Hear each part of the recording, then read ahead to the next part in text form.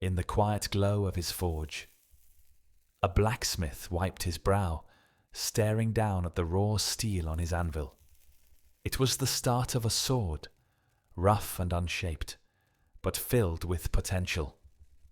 As he picked up his hammer, he murmured to himself, as if the steel could hear his words. "You'll be a fine blade someday," he said softly, gripping the hammer. "But not yet.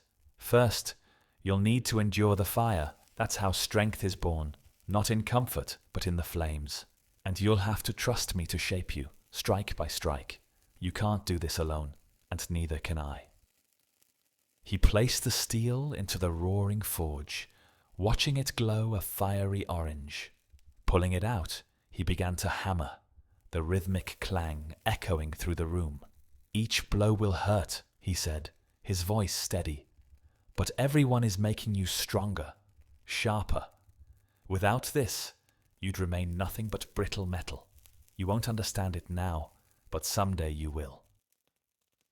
The steel began to take shape, but a slight curve caught his eye. Frowning, he placed the blade back into the fire, heating it to correct the flaw. "And when you bend or warp," he continued, as if to reassure himself, "that's not the end. Mistakes can be fixed. It's all part of the process. What matters is that you're willing to be reforged when needed."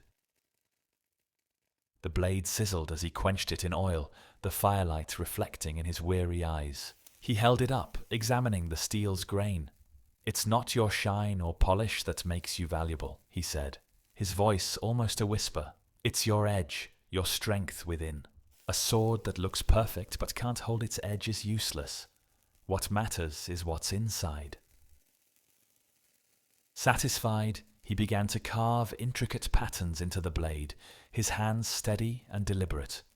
"Now, this part," he murmured, smiling faintly. "This is where you leave your mark. You're not just a weapon. Every swing, every strike should carry purpose. Protect the weak, defend the innocent, inspire hope. That's how you'll leave a legacy." He stepped back, gazing at the finished blade.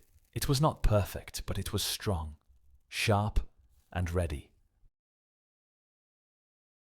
Dear friends, just as the blacksmith shapes the sword through fire, patience, and purpose, so too are we shaped by life's trials and guidance. Embrace challenges, learn from your mistakes, nurture your inner strength, and leave a meaningful mark on the world.